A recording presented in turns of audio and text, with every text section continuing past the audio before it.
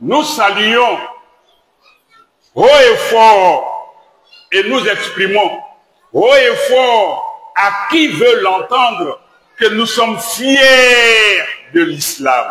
Nous sommes fiers d'être des musulmans. Nous disons Alhamdulillahi Rabbil Alamin, le ciel n'est pas tombé sur terre. On dit d'être des prédicateurs et non des prédicteurs. De faire la prédication et non la prédiction. Si on veut faire la prédiction, il faut être animé de bonnes intentions. Prévoir le chaos, l'apocalypse, le désordre, la chienlit, l'anarchie. Pour gagner quoi? Si tel est que je suis inspiré par le Seigneur de justice, de miséricorde, le patient, qui met chaque chose à sa place en son temps. Pourquoi ne pas m'en remettre à lui? Et si je vois le mal venir véritablement, je suis quelqu'un de voyant, que de passer le temps à médire et à maudire, à appeler de vive voix le malheur, l'apocalypse, le chaos pour un pays. Pourquoi ne pas mettre cette force spirituelle, si force spirituelle véritable il y a, à profit pour demander au Seigneur, Seigneur, voilà ce que je vois venir, qui n'est pas bon. Il faut mettre une fin à ça, il faut transformer ça en bien. C'est ce qu'on doit faire sur un homme de Dieu. Mais à chaque bout de parole, il y aura le sang, le pays va être confié à feu et à sang. Tu es satanique, diabolique, démoniaque. Tu es tout sauf homme de Dieu. Même si moi, Allah m'inspirait, il me permettait de savoir le mal à venir. C'est un privilège qu'il m'aura accordé. Je ne devrais pas mettre ce privilège-là du mauvais côté. Il faut positiver cela. Si je suis homme de Dieu, je gagne quoi à ce que je sache qu'un mal arrive et je ne contrarie pas, je ne contrarie pas, je ne contre pas cela. J'appelle ça plutôt de vive voix. Que ça arrive? C'est que je ne suis pas inspiré d'Allah. Sinon, je vois véritablement que c'est réel. Je demande à Allah, de par ma position de spirituel, pour lui demander, voilà ce qui arrive. Seigneur, épargne-nous cela. Fais que ça n'arrive pas. Ce sont des hommes de Dieu. Mais en islam, alhamdulillah. Merci à tous les imams de Côte d'Ivoire. Et puis merci à quelques pasteurs et prêtres qui ont eu la tête sur les épaules pour s'inscrire dans la logique de la paix, de la stabilité, de la prospérité, de la bonne cohabitation, du bon voisinage. Merci à tous ceux-là qui se sont mis ensemble pour appeler le Seigneur afin qu'il assiste notre pays. Sinon, aujourd'hui, 31 octobre, on était tous censés mourir ou bien avoir quitté le pays. Et ceux qui soutiennent cela gagneraient quoi? Allah a un plan, un programme, un projet pour chacun de nous en un temps bien déterminé. Sachons attendre, sachons être patients. Quand bien même il est difficile, mais c'est la sagesse qui nous demande cela. Le forcing n'arrange rien. Il faut savoir attendre. Mais pour savoir attendre, il faut travailler avec la raison et non la passion, ni le fanatisme. Merci à la communauté musulmane d'être resté calme. L'islam, c'est une fierté. Je dirais c'est la fierté. Puisque vivre sur terre, étant musulman, c'est le plus grand cadeau qu'Allah puisse faire à sa créature. Faire de toi un musulman. Je l'ai dit, je le répète, je salue haut et fort la communauté musulmane du monde entier, mais en Côte d'Ivoire, merci à tous les musulmans, parce que nous avons été provoqués et nous continuons d'être provoqués. Personne ne réagit. Merci à la communauté musulmane d'être restée imperturbable. Les gens qui manquent d'arguments veulent toujours voir le désordre. Merci à la communauté musulmane. Parce qu'ils ont voulu confessionnaliser le débat politique. C'est quelle politique où on dit on va vous tuer, on va vous chasser? Attendez, trop c'est trop, comme nous entendons souvent. Mais ça dépend de où tu te places pour comprendre le trop c'est trop. On ne peut pas toujours dire on va vous chasser. Celui que tu veux chasser, tu penses qu'il va s'asseoir comme ça, tu vas prendre tel pour ramasser le chasser. Sachons être lucides. Personne n'a le monopole de la violence, de l'intimidation. Personne. Personne n'a plus de force que l'autre. Allah est avec les gens qui sont dans la vérité, dans le vrai. Personne ne peut intimider personne. Il n'y a pas de vrai Ivoirien et de faux Ivoirien ici. N'en déplaise à qui veut. Nous nous foutons mal de ce qui peut être dit dans notre sermon, après notre sermon. Mais l'excès nuit en toutes choses. Personne ne se laissera faire. Mais nous continuons de rester imperturbables, calmes. Et puis nous laissons les gens qui ont signé le pacte avec le diable se défouler. Qu'Allah garde le pays de toute confrontation ou de tout affrontement, de toute violence. Qu'il continue d'apaiser les uns les autres. Ces politiciens en manque d'arguments, en manque de conviction, en manque de projet, en manque de programme, voudraient voir le pays s'embraser. Mais qui doit embraser? Ce n'est pas eux-mêmes. Ils ne seront que des commanditaires, des instigateurs. Tout en mettant leur famille à l'abri. Combien de jeunes sont en prison actuellement pour avoir posé un acte quelconque? Ils sont allés prendre combien d'avocats? Ils sont allés les assister combien de fois? Si ce n'est pour lancer des quêtes sur les réseaux sociaux, on a un numéro, faites des dépôts, on va payer manger. Ça ne continuera pas si on doit condamner la personne même en 1 an. Pendant 1 an, vous ne pourrez pas toujours collecter l'argent sur les réseaux sociaux. Pendant ce temps, les familles de ces personnes pleurent. Jeunes gens, reprenez conscience. Chers citoyens, soyez responsables. Personne ne doit se laisser manipuler. Chaque chose a son temps. Pourquoi forcer le destin? Beaucoup de gens sont en prison sans assistance. Et on continue d'endoctriner, de conditionner, de fanatiser les jeunes gens. Et certains croient qu'ils sont braves en allant sur les réseaux insulter.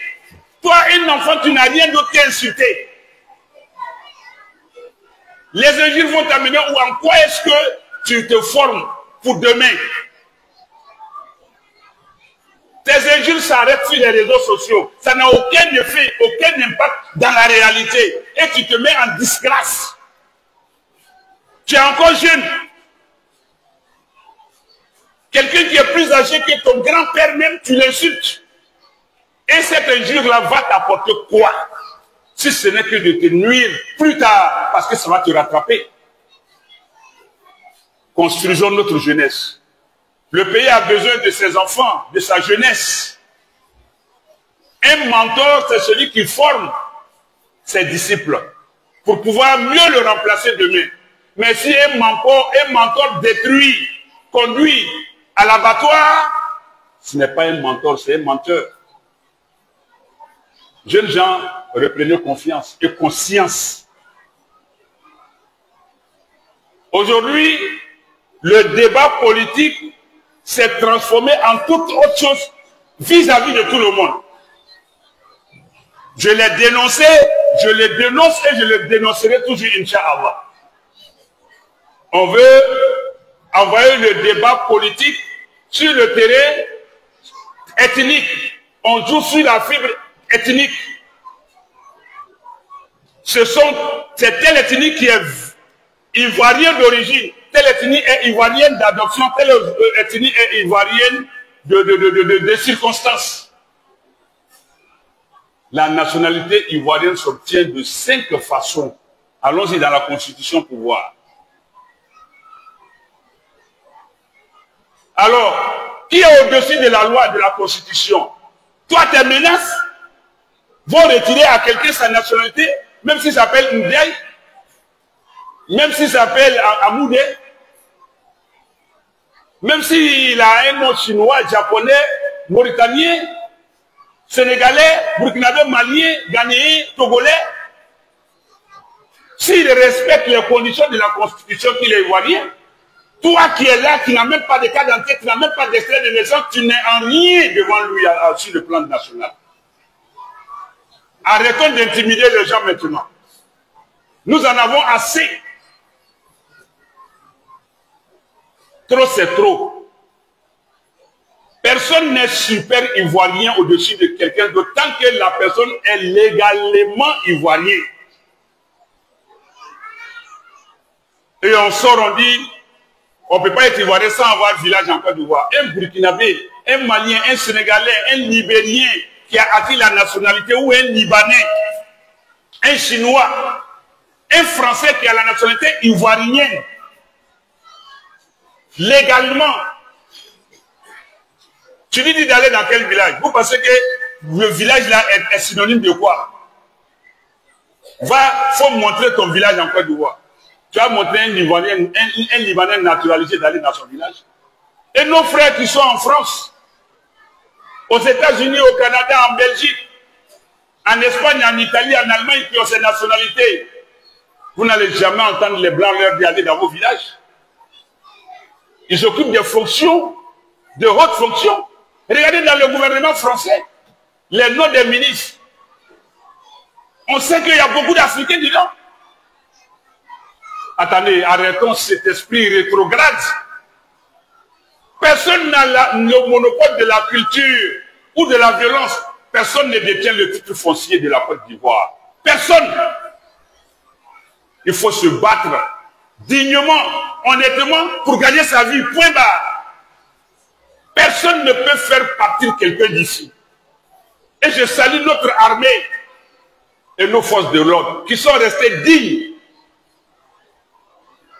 On en appelle aux militaires de venir tout renverser. Non. Leur travail n'est pas de renverser pouvoir. Leur travail, c'est de défendre les frontières du pays et les forces de l'ordre pour sécuriser les gens à l'intérieur du pays, les gens et leurs biens. Merci à ces forces qui sont restées républicaines. Oui, on peut traiter mon sermon de politique. Je fais la politique, oui, si vous voulez. Prenez ça comme vous voulez. Mais l'exagération, l'excès pousse l'homme à dire ce qu'il ne faut pas dire, ou bien à dire ce qui doit être dit, et d'une manière plus forte encore. Baoulé, Bété, Guéré, Gouro, Yacouba ne sont pas plus ivoiriens que nordistes. Mais ces fallacieux et véreux politiciens, mauvais politiciens, veulent mettre le débat politique sur le terrain ethnique, xénophobe, religieux encore, et puis territorial. Des gens sont traités d'envahisseurs. On qualifie certaines personnes d'être une menace. Personne n'a été une menace pour un pays. Tout le monde travaille à la sueur de son front. Un Burkinabé, un Malien, un Nigérien, un Sénégalais, un Mauritanien, un Libanais, un Guadeloupéen. Un riche peut construire immeuble en Côte d'Ivoire s'il respecte les normes fixées par notre loi. Pendant que toi, tu vas aller louer une maison sur lui, tu ne payes pas, il te fout dehors aussi. Travaillons. Arrêtons d'intimider les gens. Personne n'a 2 crânes sur son cou. Nous avons tous une tête. Laisser faire ne veut pas dire qu'on a peur. Laisser faire ne veut pas dire qu'on est lâche. Mais toujours, nous observons avec humour. Arrêtons l'hémorragie. Aucune religion n'est menaçante aux personnes, même pas pour le pays. Le christianisme n'est pas une menace pour la Côte d'Ivoire, ni une menace pour les musulmans. L'islam n'est pas une menace ni pour les chrétiens, ni pour la Côte d'Ivoire. Les nordistes ne sont que dans leur pays. Le sudiste est dans son pays. Il peut aller au nord, faire ce qu'il veut. S'il n'a pas pu aller, que le nordiste vient au sud, il va faire ce qu'il peut faire selon la loi. Et vice versa. Le pays, on le parcourt où on se sent à l'aise, on s'y installe en respectant la constitution, les lois du pays. Point barre. En étant conforme à ça. Personne ne doit t'inquiéter, ne peut même pas t'inquiéter. Qu'Allah nous donne la saine raison de comprendre et l'intelligence de suivre. Ne soyons pas fanatisés. Nous remercions Allah Ta'ala de nous avoir guidés à l'islam. Nous n'étions nullement capables, ni même de nature, à nous guider, n'eût été la guidance d'Allah. Chers frères et sœurs, remercions Allah d'être musulmans. Gardons toujours le calme, la sérénité. Avançons. Prions Allah pour que la paix continue de régner dans le pays. Et qu'Allah inspire aussi les gouvernants anciens et nouveaux à regarder les populations aussi avec l'œil de la miséricorde. Que nos gouvernants, Allah les inspire, les assiste pour qu'ils pensent au bien-être des populations. Parce que c'est un engagement qu'ils ont pris. C'est eux qui ont choisi de gouverner et alors ils doivent assumer ça. Et quand on gouverne, c'est des hommes qu'on gouverne. Il faut veiller à eux, leur santé, leur sécurité, leur quiétude. Il faut développer le pays. Oui, le développement matériel, mais aussi, il faut aussi penser au développement humain. Créer les conditions idoines pour que les populations soient rassurées, tranquillisées, sécurisées, apaisées, épanouies. Qu'Allah leur facilite cela. Qu'Allah leur facilite cela. Parce que quand le poisson prie pour lui, il a prié pour lui-même. Mais si l'humain n'est pas au centre d'un projet gouvernemental, social, sociétal, si l'homme n'est pas au centre, Allah agit. Allah agit. Et à lui, nous retournerons tous et nous rendrons compte aussi. Vivement qu'Allah inspire nos gouvernants. Qu'Allah les assiste pour le bonheur de tous, pour le développement du pays. Et que ceux qui n'ont pas encore compris que la violence ne résout rien, qu'Allah leur fasse comprendre cela.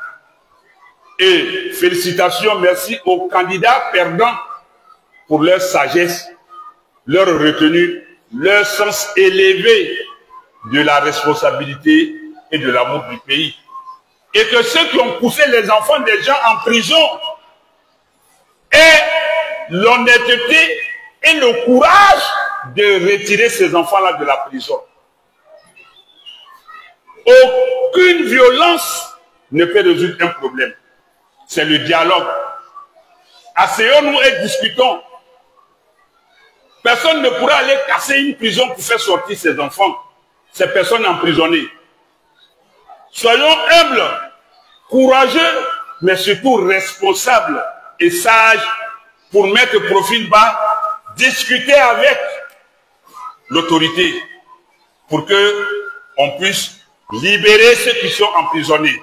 Mais aller toujours à l'affront, au défi ou encore à la défiance ne fera rien d'autre qu'aggraver la situation de ceux qui sont en prison. Et ça va, d'autres iront grossir ce lot encore.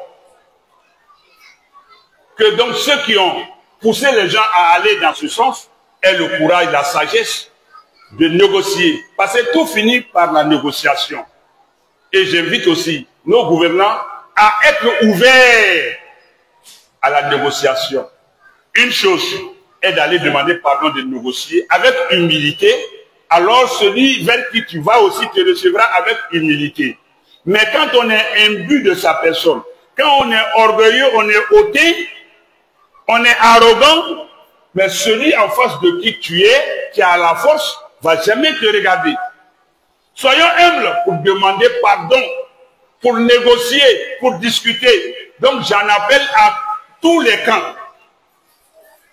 Parti au pouvoir, gouvernant, parti d'opposition, contestataire, que tout le monde aille à la discussion, à la communication, pour le bien du pays et pour la paix sociale.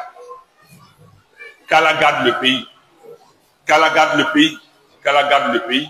Qu'Allah fasse que personne ne s'en prenne à son frère pour sa religion. C'est ce qu'il veut faire. Créer conflit religieux. Une guerre religieuse en Côte d'Ivoire. Ça n'arrivera jamais, Inch'Allah.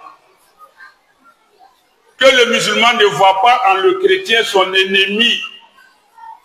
Une menace. Que le chrétien ne voit pas en le musulman une menace, un ennemi.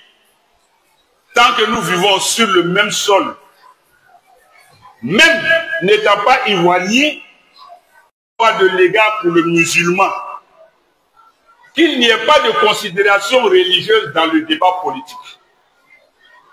Deuxième, qu'Allah fasse que ce conflit ne devienne pas ethnique. Le débat politique ne devient pas un débat ethnique. Parce qu'il veut créer une guerre civile. Chercher. Si toi, tu es dans ton pays, tu es un vaurien, un oisif, tu ne veux rien faire, il va s'enrichir, il ira avec sa richesse. Aucun étranger n'est une menace. Et qu'aucun étranger aussi ne se mêle dans le débat, au débat politique pour prendre position. Tu n'es pas venu faire la politique, tu es venu te chercher aussi. Il faut savoir aussi te lire. Ne mets pas ta bouche dans ce qui ne te regarde pas. Sinon, le problème ne va pas se limiter à toi. Si tu es d'une nationalité donnée, quand on va s'en prendre à toi, on va élargir à tes autres frères, à tes compatriotes.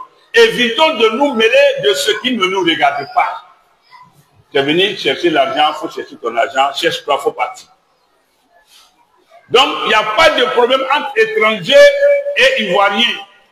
Il n'y a pas de problème entre Ivoiriens, nordistes, sudistes, centristes, de l'est, de l'ouest. Il n'y a pas de conflit. Et la preuve, il y a musulmans dans toutes les ethnies, il y a chrétiens dans toutes les ethnies. Et il y a un mariage, même quand il y a brassage des populations. Baoulé a marié nordiste, nordiste a marié bété, ainsi de suite. On est mélangés. Donc, ceux qui n'arrivent pas à convaincre politiquement qu'ils laissent les gens vivre tranquilles. Le bon voisinage, c'est ça qui est notre souci. Ne venez pas mettre cela en mal. Et aussi le conflit territorial, le conflit foncier. Ils veulent vous arracher vos villages, ils veulent vous arracher vos terres. Non, personne n'est là pour arracher quoi que ce soit à qui que ce soit. Nous sommes tous partants pour notre tombe. Chacun cherche à sauver sa tombe et non là où il est. Si tu laisses ta maison, tu la vends à quelqu'un, il achète, il en devient le propriétaire. Tu ne peux pas t'en prendre à lui, même si c'est toi qui as payé les maçons pour construire, mais si tu as vendu, ce n'est plus pour toi. Donc, sachons raison garder. Quand on pose un acte, ça peut nous rattraper demain. Quand on dit quelque chose, ça peut nous rattraper demain. Qu'Allah nous garde de ces trois conflits religieux, territoriaux et ethniques. Qu'Allah préserve la Côte d'Ivoire. Qu'Allah fasse que toutes les élections qui arrivent se passent bien. Qu'Allah fasse que ceux qui veulent le pouvoir l'acquièrent selon la patience, la tolérance et le moment choisi par Allah. Et que ceux qui ont le pouvoir aussi, Allah les inspire, les assiste pour que nous puissions tous en jouir. Sur ce, Allahumma salli wa salli wa barik. Ala abdika wa rasulika Muhammadin wa ala alihi wa sahbihi ajma'in. Subhanaka rabbil izzati amma yasifun wa salamun ala mursalin. Alhamdulillahi rabbil alamin.